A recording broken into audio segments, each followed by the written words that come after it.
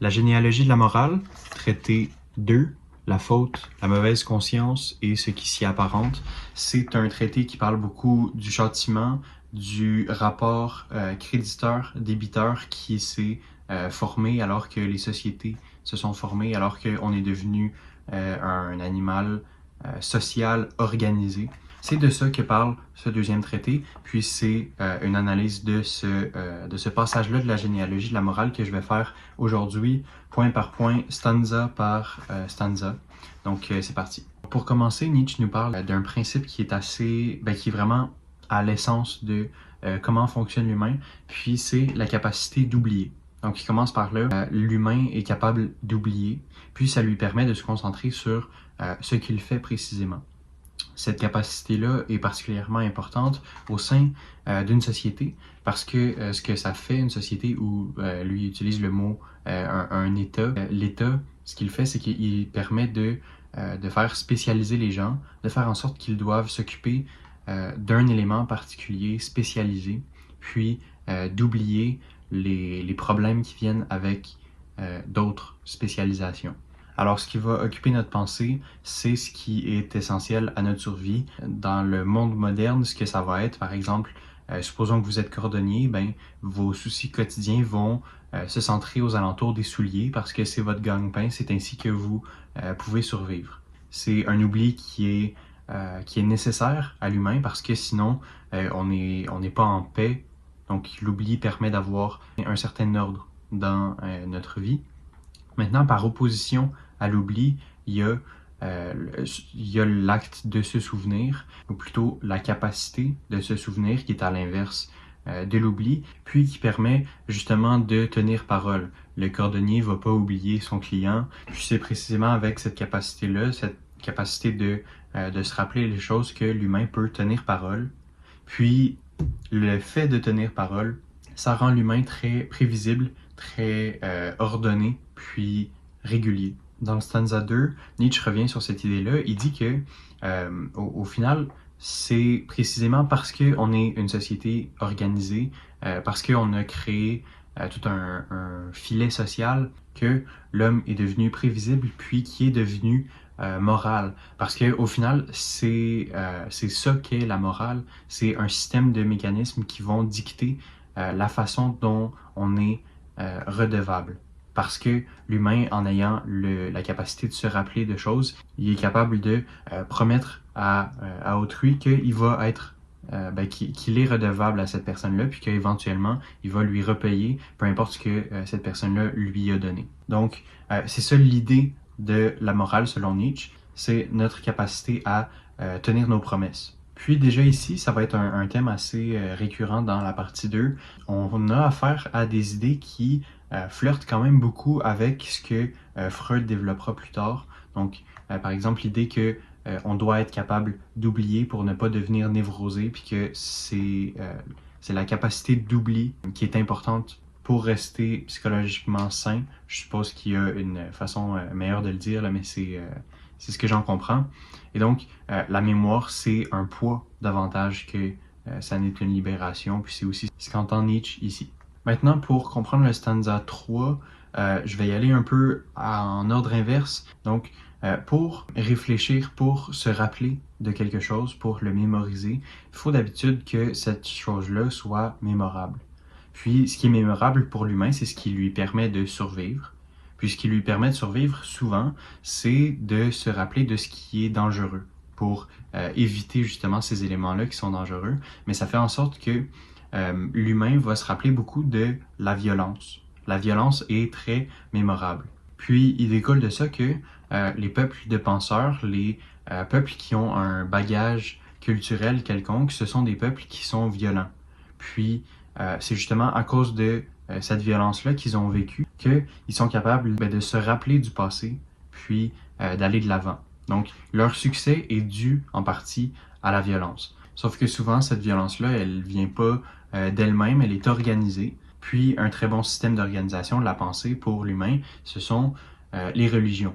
Et donc, ce que Nietzsche avance dans le stanza 3, c'est que les religions sont violentes, puis c'est parce qu'elles sont violentes qu'elles sont devenues populaires, que les gens s'en sont souvenus. en fait. Et donc, il prend, pour exemple, le peuple allemand, il parle de l'Europe, puis des différents événements cruels qui l'ont marqué.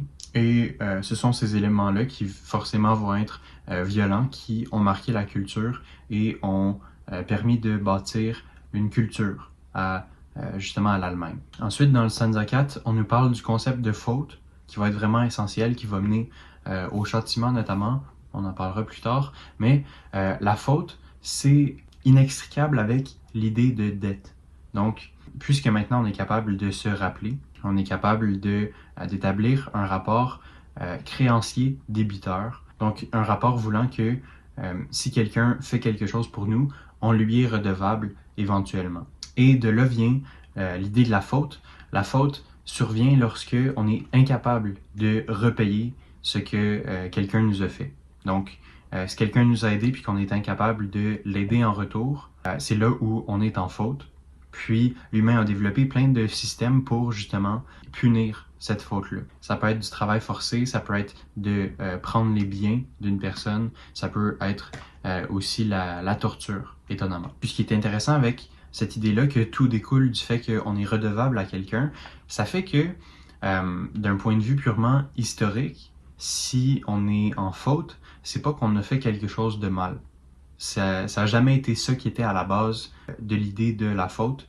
C'était vraiment juste le fait qu'on est redevable à quelqu'un et qu'on ne lui a pas repayé ce qu'on lui doit. Donc c'est ça, j'ai nommé plusieurs façons de repayer ses dettes, mais il y en a vraiment plein. Ici, il donne quelques exemples. Un créancier, ça peut prendre la femme du débiteur, ça peut prendre ses terres, ses biens, ses enfants, ça peut même le prendre en esclave. Mais le créancier, comme je l'ai dit tout à l'heure, il peut aussi décider de prendre le chemin de la torture. Et donc, on peut faire souffrir le débiteur comme façon de lui faire pardonner sa faute, en fait, d'annuler sa faute. Mais pourquoi est-ce que c'est quelque chose qui fonctionne? Qu'est-ce que va en ressortir le créancier, la personne qui récupère ce qui lui est dû? En fait, l'idée de Nietzsche, c'est que le créancier, il gagne par le sentiment que ça va lui procurer, le sentiment qu'il est dans une meilleure position que le débiteur. Donc ça crée comme un rapport hiérarchique qui montre qui est le plus fort. Et en l'occurrence, évidemment, ça va être le créancier qui est capable d'infliger plein de tortures au débiteur. Alors ce serait vraiment cette idée-là que le créancier peut assouvir son goût pour la puissance qui permettrait d'annuler la peine ou d'oublier la faute. Au stanza 6, il parle d'exemples historiques qui prouvent ce qu'il parlait précédemment, qui prouvent que l'humain a cette propension-là à la torture comme moyen de pardonner les fautes. Puis, au stanza 7, on fait vraiment un plongeon dans le cœur du sujet, donc je vais essayer d'expliquer un peu toutes les idées qui sont mises en place, mais il y en a vraiment beaucoup, puis elles sont expliquées éventuellement dans d'autres stanzas. Donc, je vais juste faire une revue un peu de cette partie-là. Le problème aujourd'hui, c'est que l'humain, il n'est pas capable d'accepter cette idée-là, qu'il est fondamentalement violent, que des concepts à l'essence même de sa psychologie, comme le rapport créancier-débiteur, naissent de la violence. Puis pour donner une raison à cette douleur-là, pour être capable d'expliquer pourquoi on est violent, par exemple, l'humain s'est construit beaucoup d'explications, notamment la religion. Donc, pour prendre en exemple encore le christianisme, il parle du fait que les croyants vont placer la douleur au centre de la question de salvation et de péché comme source de problème. Puis cette façon-là d'expliquer la douleur, Nietzsche pense qu'elle est très très efficace, puis qu'aujourd'hui, dans une ère où on est de moins en moins croyant, la nouvelle explication, l'explication existentialiste un peu de cette douleur-là,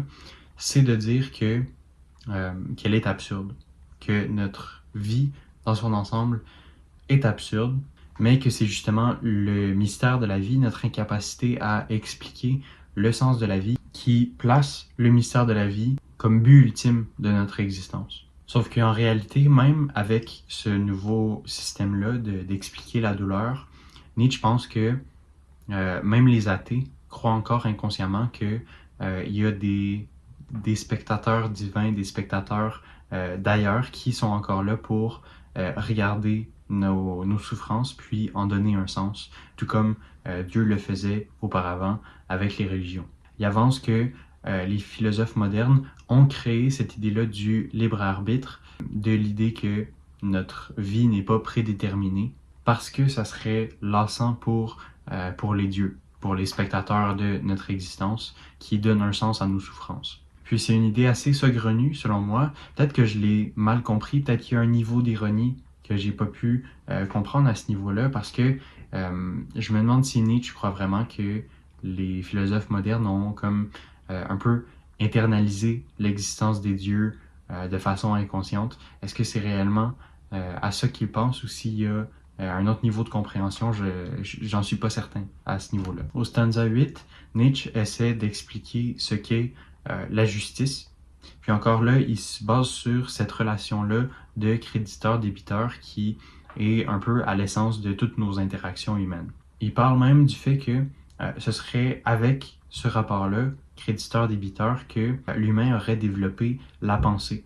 Puis là, ici, il utilise encore une fois un jeu d'étymologie qui n'est pas super clair pour le lecteur francophone, puis qui me semble pas vraiment convaincant, mais je suppose qu'il faut l'accepter pour continuer. Il explique que c'est justement avec ce rapport-là qu'on va essayer de quantifier, de mesurer, puis estimer des prix équivalents à ce qu'on a donné à quelqu'un pour qu'il nous soit redevable. Puis c'est à partir de cette idée-là qu'on peut quantifier pas mal tout ce qu'on donne et ce qu'on reçoit que va naître l'idée de la justice. L'idée que on doit tous contribuer de façon égale, on doit tous donner et recevoir de façon égale pour que justice soit rendue. Et donc, on cherche à ce qu'une situation soit juste en s'acquittant d'une dette, en donnant une compensation, en contraignant les faibles à repayer. Les faibles qui sont redevables la plupart du temps. La plupart du temps, ce ne sont pas les forts qui vont être redevables. Évidemment, ça va être les faibles la plupart du temps. Puis, ça va être important plus tard. Maintenant, cet échange-là entre les humains, cette relation, elle a été un peu standardisée en raison de la société, puis du contrat social. Ici, c'est un terme qui est assez galvaudé, qui est assez chargé en signification, mais puisque c'est Nietzsche, évidemment, ça va pas être défini de façon très claire. Donc, malgré tout, on peut quand même essayer de comprendre ce qui est expliqué. Pour Nietzsche, on est redevable à la société, on est les débiteurs de la société parce que ce que fournit la société, c'est la sécurité, un système d'échange de biens, la paix face aux étrangers, aux gens qui viennent de l'extérieur, etc., etc. Et donc, on est toujours redevable de la société qui nous doit tous ces éléments-là. Maintenant, il y a un problème. La plupart des gens vont payer cette dette-là en restant fidèles, en restant juste dans leurs interactions au sein de la société.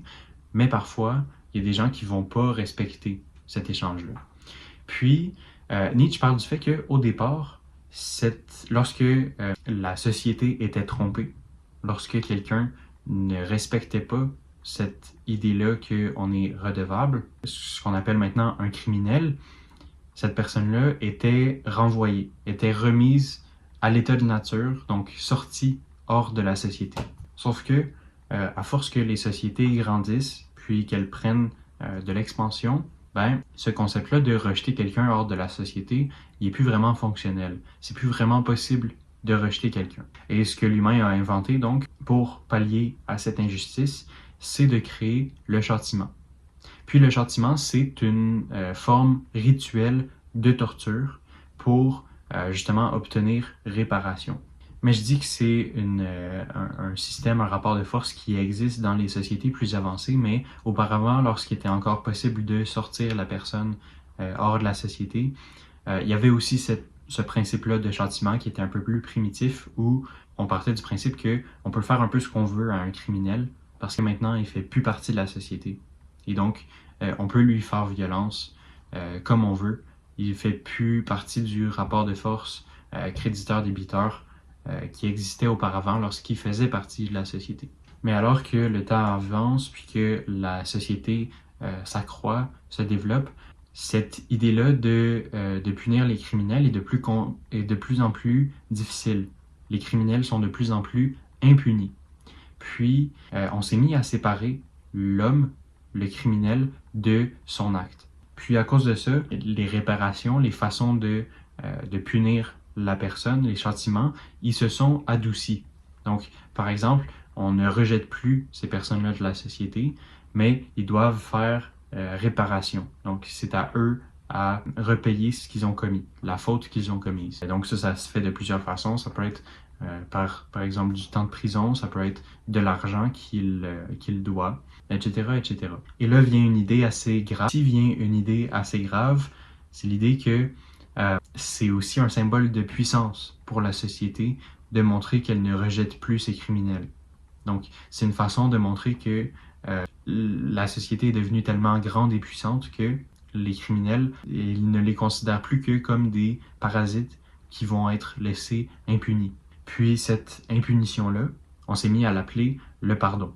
Et donc, encore une fois, on revient à cette idée-là que pour Nietzsche, tous les meilleurs sentiments, tous les sentiments bons qui sont considérés par cette deuxième morale, la morale de bon et méchant, tous les sentiments bons naissent de la violence. Puis ici, c'est important d'établir le fait que pour Nietzsche, la justice ne découle pas du ressentiment. Donc, le ressentiment, c'était un concept qu'on avait expliqué dans le premier traité. C'est l'idée que les faibles développent de la rancœur envers les forts. Mais donc, Nietzsche ne croit pas que le ressentiment a créé la justice. Au contraire, il croit que les gens de ressentiment, très souvent, ils vont venir un peu déformer l'idée de la justice, puis utiliser ou plutôt dissimuler leur vengeance, leur ressentiment mis en action sous l'égide de la justice. Ça nous ramène à cette idée-là de fort et de faible, puis de toutes les qualités du fort par rapport aux défauts du faible qu'on a expliqué dans le premier traité. Toute cette dynamique-là fait en sorte que l'homme qui agit par opposition à celui qui réagit, donc l'homme fort, c'est quelqu'un qui va être beaucoup plus juste parce que son regard va pas être biaisé par le ressentiment qui va venir créer justement une vision déformée de la situation. Les gens qui agissent par ressentiment vont voir la réalité de la façon qu'ils veulent. Leur perception des choses va mener à de l'injustice. Donc la justice, ça serait un moyen pour les forts de pallier au débordement de la personne qui est injuste, qui agit par ressentiment. Ensuite, au stanza 12, Nietzsche cherche à trouver les origines du châtiment. Ça, c'est une chose qui est assez ardue, mais Nietzsche va faire certaines affirmations, notamment le fait que, pour lui, les châtiments sont assignés un but postérieurement ou ultérieurement à la finalité. Donc la finalité, elle est ajoutée a posteriori. La raison pour laquelle on va châtier arrive par après le châtiment en lui-même. Donc la notion du but comme cause, puis du châtiment comme conséquence, ça serait complètement faux. Donc les hommes puissants du moment vont pouvoir venir apposer un sens au châtiment a posteriori, un peu de la façon qu'ils veulent, pour réinterpréter le châtiment puis lui assigner une finalité et pas l'inverse. Et donc ça crée un problème. Ça fait en sorte que la vraie origine du châtiment, la vraie cause, aujourd'hui, elle est indiscernable, elle est indéchiffrable parce que justement, il y a plein de gens puissants qui lui ont apposé une signification différente, qui lui ont posé une origine nouvelle et fausse. Mais même si la cause du châtiment peut plus être discernable précisément pour cette raison-là, il y a une chose qu'on est capable d'identifier, puis c'est l'utilité du châtiment. Et ici, Nietzsche va relever 3 points. Le premier élément, c'est que le châtiment, ça permet de prévenir que la personne qui a commis une faute ne recommette une faute à nouveau à l'avenir. Si on la châtie, ça va lui inspirer la crainte, puis elle ne va plus commettre cette même faute. Le deuxième élément, c'est que il y a des gens qui vont être spectateurs de ce châtiment-là, puis qui vont comprendre que on ne peut pas, qui vont comprendre que la personne qui châtie inspire la crainte, c'est une personne avec qui on ne peut pas commettre une faute. Et donc, ça va inciter ces gens-là aussi à ne pas commettre de faute. Et donc, le châtiment permet de rétablir l'équilibre, rendre justice pour que le rapport créancier-débiteur soit remis à zéro, en quelque sorte. Puis ici, on est rendu au stanza 13. Il y a des éléments assez embêtants. Nietzsche parle de conserver la pureté de la race. Donc, je cite ici, là, c'est de ça qu'il parle. Il parle de dégénérescence. Il y a plusieurs éléments que j'ai pas nommés aussi, qui précédaient dans le deuxième traité, qui sont assez discutables, que j'ai pas mentionné. Puis je tiens juste à le préciser ici. Je présente les idées de Nietzsche, mais j'en ressors pas mal le bon ici. Donc, dans le premier traité, dans l'avant-propos, j'avais parlé davantage des éléments qui étaient problématiques dans la pensée de Nietzsche, dans les exemples qu'il donnait aussi. Mais pour le deuxième traité ici, je vais le faire un peu moins. Puis, il y a d'autres éléments que je vais omettre dans les stanzas qui vont suivre. Maintenant, en stanza 14, on parle de l'effet du châtiment sur le châtié. On avait dit que le châtiment, ça permet justement aux gens qui ont commis une faute de ne plus la commettre, mais il ne faut pas penser ici que c'est parce que le châtié, on lui a inspiré un remords avec le châtiment. C'est pas le cas ici, puis c'est ce que Nietzsche essaie d'expliquer. Ça serait une erreur de croire que le châtiment inspire le remords. Au contraire, le châtiment va endurcir la volonté de résister. Au contraire, le châtiment va endurcir cette volonté de résister, puis ça va faire en sorte que la personne qui est châtiée va se sentir mise à l'écart. Deux éléments qui font qu'elle ne va pas avoir de remords. Au contraire, en exerçant la justice, les gens qui châtient, donc les forces de l'ordre, la plupart du temps dans notre société actuelle, ils vont utiliser les mêmes procédés que le voleur, le malfaiteur, le tueur, etc. Donc les forces de l'ordre sont prêtes à injurier, assassiner, torturer, etc. pour rétablir la justice. Mais c'est les mêmes procédés que va utiliser le malfaiteur. Donc pour lui, ces actions-là qu'il a commises, il les revoit faites au nom de la justice, et donc il ne va jamais développer de remords par rapport à eux. En plus de ça, si on continue à essayer de psychologiser le malfaiteur, on comprend que pour lui, ce qu'il a commis, ça va toujours lui avoir semblé nécessaire. Donc, le malfaiteur est jamais vraiment libre de faire ses actions. Il y a toujours une raison pour laquelle il les a fait qui est en dehors de lui, en dehors de son libre arbitre. De même, sa punition va lui sembler inévitable. Il peut jamais faire autrement que ce qui lui arrive. Il est, en quelque sorte, la victime de ses propres actions. Et à cause de ça, la mauvaise conscience, ça va pas apparaître chez la personne qui est châtiée, ça va lui passer au-dessus de la tête, en réalité. Mais alors, c'est quoi la réaction du châtié si ça n'est pas d'éprouver du remords? Pour Nietzsche, sa réaction, c'est plutôt une résignation. Parce que comme ça a été dit précédemment, pour le châtié, tout ça était nécessaire. Il ne pouvait pas agir sur ce qu'il a fait et ce qu'on lui a fait subir. Alors, il va réaliser qu'il y a quelque chose qui a mal tourné à quelque part, mais il ne va pas y avoir d'introspection à ce niveau-là. Donc, il va se dire quelque chose a mal tourné, mais pas j'ai fait quelque chose de mal. Et ça fait en sorte que la personne qui est châtiée va être plus prudente à l'avenir. C'est Nietzsche appelle ça un prolongement de l'intelligence. Donc la personne qui est châtiée va être davantage à l'écoute de ce qui lui arrive. Elle va être en quelque sorte domestiquée davantage. Mais alors c'est légitime de se poser la question, d'où vient la mauvaise conscience si ça vient pas justement du remords? Et ici, c'est un passage assez important où Nietzsche, encore une fois, il va devenir très freudien, étonnamment. Et donc, pour comprendre la mauvaise conscience, il faut revenir un peu à l'arrière, en arrière à une époque où les hommes vivaient selon leurs pulsions. Donc ici, on peut penser à la vie de chasseur-cueilleur qui est très basée sur l'instinct, sur les pulsions. Sauf qu'avec l'avènement de la société puis de la sécurité qu'elle procure, les instincts de l'humain vont être un peu mis à l'écart. Ils ne pourront pas être complètement exprimés comme ils l'étaient, par exemple, alors que l'humain vivait une vie de chasseur-cueilleur. Et une fois qu'il s'est pris le doigt dans l'engrenage de la société, il y a plein de qualités qui vont être, ou plutôt de parties de sa personnalité qui vont être surutilisées, qu'il va surdévelopper par rapport à d'autres qu'il va sous-développer. Ce qu'il va surdévelopper, par exemple, c'est sa prévoyance, son organisation, sa ruse, etc. Mais donc, tout le reste, tous ces instincts, ils vont être intériorisés, ils vont être gardés en lui, non accomplis, non réalisés. Et ça va faire en sorte que l'humain est prisonnier de lui-même. Donc il va il va avoir un sentiment d'aliénation face à justement ce qu'il peut plus extérioriser, ses instincts qui sont pris en lui. Et c'est de là que, selon Nietzsche, va naître la mauvaise conscience. Un autre système qui fait en sorte que l'humain doit réprimer ses instincts, c'est les rapports de force qui sont créés entre les individus.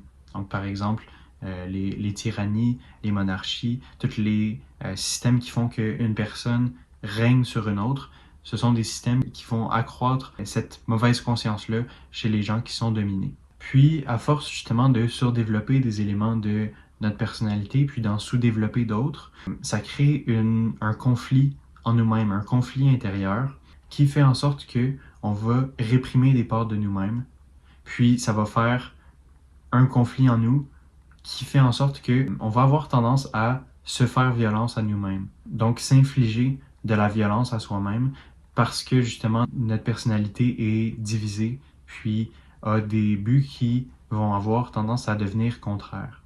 Puis c'est à cause de ça que va apparaître le non-égoïsme, l'idée qu'on peut penser au-delà de soi. Donc encore une fois, Nietzsche nous amène à voir que les sentiments qui sont considérés comme étant bons pour la morale des faibles, c'est des sentiments qui naissent de la violence.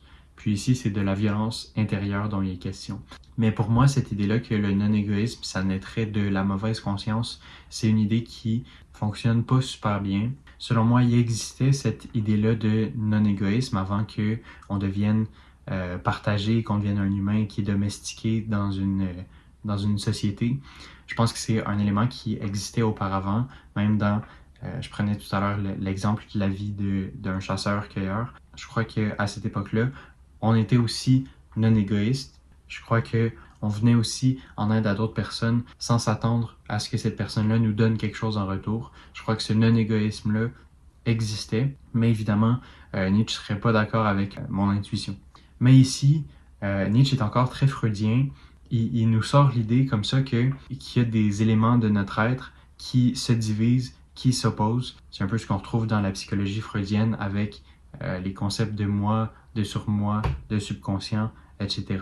Et donc, de ce côté-là, Nietzsche était quand même assez en avance sur son temps en affirmant que toutes ces nuances-là, ce qui divise l'être, ça naîtrait de la mauvaise conscience.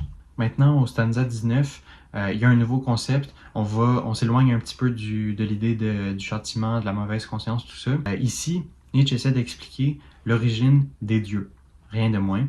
Et donc, il faut encore une fois commencer à une époque où les systèmes qui ont été mis en place par l'humain étaient un peu plus primitifs. Il faut penser à comment s'est créé les religions pour comprendre comment se sont créés les dieux. Et pour Nietzsche, les dieux viennent de cette idée qu'on est redevable à nos ancêtres. On a un rapport créditeur-débiteur par rapport à nos ancêtres parce que sans eux, on ne serait pas ici. Et donc, dans un peuple, si le peuple vit en abondance, si leurs récoltes vont bon train ou s'ils ils ont du succès en guerre, ben, les gens vont avoir tendance à attribuer ce succès-là à leurs aïeuls. Ils vont très souvent avoir tendance à croire que leurs aïeuls avaient prévu tout ça. Donc, qu'ils savaient que ça arriverait, puis que au final, c'est grâce à eux que eux ne font que récolter les fruits de ce que leurs aïeuls avaient semé. Mais donc, il y a une relation débiteur-créancier qui s'établit entre le peuple puis ses ancêtres, et ça va faire en sorte que on va vouloir repayer à nos ancêtres. Maintenant, comment est-ce que c'est possible une fois qu'ils sont morts? Ben, ça va être de payer notre respect, puis de payer notre respect très souvent en faisant des sacrifices. Et donc, si un peuple a vraiment beaucoup de succès, ben, il va accorder vraiment beaucoup de vertus, de qualités à ses ancêtres qui seraient responsables de ce succès-là. Ce serait grâce à eux. Et donc, en leur attribuant de plus en plus de vertus, on les transforme en héros, puis éventuellement, on les transforme en dieux. Et ce serait donc de là que viendraient, par exemple, les religions abrahamiques. Puis c'est pourquoi la notion de Dieu serait souvent reliée à la notion de père. parce qu'on aurait un rapport de parenté avec Dieu. Mais le problème avec ça, c'est que plus la société va croître, plus ils vont se sentir, les gens à l'origine de la société vont se sentir responsables, redevables envers leurs ancêtres, parce que ils ont de plus en plus de succès, puis à un moment donné, ça devient insoutenable. Donc, il y a notamment l'idée que les dieux sont amenés sur les territoires qui sont conquéris par un peuple qui a du succès. Donc, les peuples dominés vont, en quelque sorte, adopter ces dieux-là. C'est ce qu'on a vu avec l'Empire britannique, c'est ce qu'on a vu avec l'Empire romain. Et donc, ce dieu-là, il n'arrête pas de croître. Puis, à un moment donné, ça devient impossible de lui repayer tout ce qu'on lui doit en sacrifice, parce que ce dieu-là a pris trop d'ampleur. Et cet état-là constant de dette, ça va mener à la culpabilité. Maintenant, Nietzsche explique que ce problème-là, c'est potentiellement un problème qu'on peut éviter justement avec la montée de l'athéisme. Le sentiment de culpabilité pourrait disparaître à force que la société devient de plus en plus athée, puis ça pourrait nous permettre d'atteindre une seconde innocence. Puis là, je suppose que ça va être expliqué davantage dans la partie 3. Maintenant qu'on est pris avec cette grosse dette-là envers notre Dieu qu'on est incapable de repayer, ben, l'instinct humain, ou plutôt l'idée qui est souvent utilisée pour pallier à ce problème-là, ça va être de redonner la dette à quelqu'un d'autre, puis notamment de amener cette dette-là en arrière. Donc de dire par exemple que la faute, elle revient à la nature, à l'existence, voire même, puis c'est ce qui va nous intéresser davantage, peut-être que c'est un homme antérieur qui est responsable de payer cette dette-là. Et ici vient l'idée d'Adam et du péché originel. Donc, on essaierait de mettre la faute sur Adam, puis ça serait à lui à repayer. Et donc, c'est un système assez ironique parce qu'on se dit, on est redevable à nos ancêtres deviennent des dieux, on est redevable à ces dieux-là, mais on l'est tellement que on va chercher à repousser la dette à quelqu'un d'autre, puis on va la donner à qui? On va la donner à nos ancêtres encore une fois. Donc pour Nietzsche, ça serait comme ça que se serait bâtie la religion monothéiste, les religions abrahamiques. Maintenant, l'invention du christianisme qui fait que le christianisme a aussi bien fonctionné, selon Nietzsche encore une fois, c'est que on a trouvé un moyen de se débarrasser complètement de cette dette-là. Donc, même si on a repoussé la dette à notre ancêtre originel, même si dans le judaïsme, c'est comme ça qu'on a fait, on est encore des gens qui sont pécheurs, puis c'est justement la malédiction d'Adam et du péché originel qui nous revient. Donc, on a encore des traces de cette dette-là qu'on doit à Dieu. Mais ce qu'a inventé le christianisme, c'est justement de dire que ces dettes-là, elles sont pardonnées, elles sont payées par Dieu lui-même, incarné en Jésus. Donc pour le christianisme, Dieu c'est à la fois le créancier et le débiteur. Sauf qu'évidemment, c'est pas aussi simple que ça. Parce que maintenant, le réflexe du chrétien, c'est de se dire qu'il est redevable à la personne qui a payé ses dettes maintenant. Donc, on fait juste repousser encore la personne à qui on paye cette dette-là. Au lieu d'être Dieu, c'est Dieu, encore une fois, incarné sous la forme de Jésus. Et donc, notamment pour le catholicisme, on va essayer de repayer par les œuvres. On va essayer de repayer en créant des cathédrales, en convertissant d'autres personnes à la religion, etc., etc. Et donc, la faute, elle est encore là, elle est encore dans l'air, puis on essaie de s'en départir. On crée plein de systèmes pour repousser la dette d'une façon ou d'une autre, mais elle revient toujours vers nous. C'est un peu l'histoire du christianisme que Nietzsche dépeint ici. Puis, au stanza 23, Nietzsche fait la remarque intéressante que c'est un problème qui est typique du christianisme, mais qu'on n'a pas dans toutes les religions, on n'a pas dans tous les systèmes de Dieu. Par exemple, chez les Grecs, ça n'est pas un problème. Parce que les dieux, ils sont plutôt perçus comme des hommes un peu plus nobles, un peu plus héroïques, qui sont en quelque sorte une projection pure et simple de l'homme plutôt que une personne en qui on est redevable. Les dieux grecs, ils peuvent être violents, ils peuvent être injustes, sauf que cette injustice-là, elle va être mise sur le dos de la folie.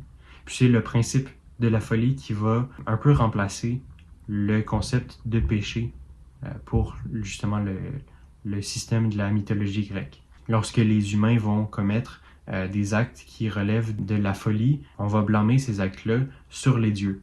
C'est eux qui vont en devenir responsables et donc le châtiment y est éloigné de cette façon-là. On ne va plus s'auto-inculper puis on ne va plus avoir tendance à inculper les autres. On va avoir tendance à repousser ça puis à mettre tout ça sur la faute des dieux. Et donc, c'est un peu l'aparté intéressante que faisait Nietzsche dans le stanza 23. Maintenant, pour le stanza 24, Nietzsche parle du fait qu'il y aurait un idéal qui serait contraire à ce qu'on a fait jusqu'à maintenant, qui permettrait d'arrêter de s'auto-infliger des châtiments, puis de mettre la faute sur nous-mêmes. Souvent, notre mauvaise conscience, on se l'explique du fait que c'est notre nature, ce sont nos penchants qui nous rendent mauvais. Mais ce qu'il faudrait faire plutôt, selon Nietzsche, c'est de mettre la faute sur nos penchants non naturels. Parce que c'est précisément en s'éloignant de notre état de nature, là où on utilisait la morale du fort, que sont apparus tous nos problèmes, tous les problèmes qui viennent d'être exposés. Mais malheureusement, dans la société d'aujourd'hui, on a deux idées contraires, deux carcans qui sont opposés, mais qui sont aussi opposés à l'idée qu'apporte Nietzsche ici de tout blâmer sur nos penchants non naturels. Le premier carcan, c'est évidemment la religion, le christianisme, qui réitère justement l'auto-infligation du châtiment. Puis la deuxième idée, c'est le nihilisme, qui fait abandonner, tout simplement, qui nous fait abandonner. Pour Nietzsche, il faut faire aucun des deux. Il faut vaincre, il faut conquérir, revenir à cette première idée de la morale de bon et mauvais. Alors, c'est ce qui complète ce deuxième traité. Ça a été terriblement long, mais on est passé au travers. Il ne reste plus que le troisième traité. J'espère que vous avez apprécié la vidéo, puis que vous serez au rendez-vous pour la dernière vidéo de cette série. Merci beaucoup.